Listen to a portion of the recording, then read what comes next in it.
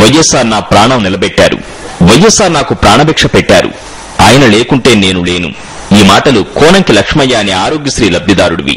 ఇంకా ఆయన ఏమంటారంటే, రాజశేఖర రెడ్డి అన్న గారు ప్రభుత్వంలో ఉండగా మాకు 2 సార్లు ఆపరేషన్ అయింది. అందువలన ఈ రోజు మేము వాళ్లకు తరఫున తెలుగుదేశం నుండి కాంగ్రెస్ లోకి 300 మందితో చేరుకున్నాం. ఆయన నాకు ఇచ్చిన ప్రాణభిక్ష ఆయనదే కాబట్టి ఆయన వైఎస్ఆర్ మరణానంతరం వచ్చిన ముఖ్యమంత్రులు ఆయన హయాంలో పెట్టిన ఒక్కో పథకాన్ని మెల్లగా అటకెక్కిస్తున్నారు. ఆరోగ్యశ్రీ కూడా ఆ కోవలోకి చేరింది. ఉదాహరణకు అనంతపురానికి చెందిన పోతయ్యనే చూస్తే, పోతయ్య 2 ఏళ్ల క్రితం ఓ ఫ్యాక్టరీలో గాయపడ్డాడు. అప్పటి నుంచి యూరిన్ సమస్య మొదలైంది. ఆపరేషన్ చేయిస్తానన్న ఫ్యాక్టరీ ఓనర్ చేతులెత్తేశాడు. పుట్టపర్తిలో ఆపరేషన్ చేయిస్తే ఫెయిల్ అయింది. హైదరాబాద్ నిమ్స్ కు వెళితే కుదరదు పొమ్మన్నారు. గాంధీ ఆసుపత్రిలో చేర్చుకుంటారో లేదో అని పోతయ్య అనుమానం. డాక్టర్లు కనీసం మాట్లాడకుండానే బయటకు నడవనంటున్నారని పోతయ్య వాపోతున్నాడు.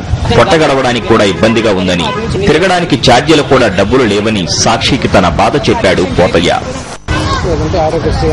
ఆరోగ్యశ్రీ ద్వారా నాకు బాగా కావాలా, నాకు ఇది తప్పితే నాకేం దిక్కులు వస్తుంది. ఇంకా అదే రాజశేఖర్ గారు అంటే ఈ పాటికి నాకు బాగా అయిపోయేది కదా. నేను ఇలా ఎందుకుంటాను, ఆయన ఉన్నారని నమ్మకంతో అక్కడికి వెళ్ళాను. కానీ అక్కడైతే ఇక్కడ రాజశేఖర్ గారు కనిపెట్టిన విధంగా అక్కడేం లేదు. ఇది ఇప్పటి ఆరోగ్యశ్రీ పరిస్థితి.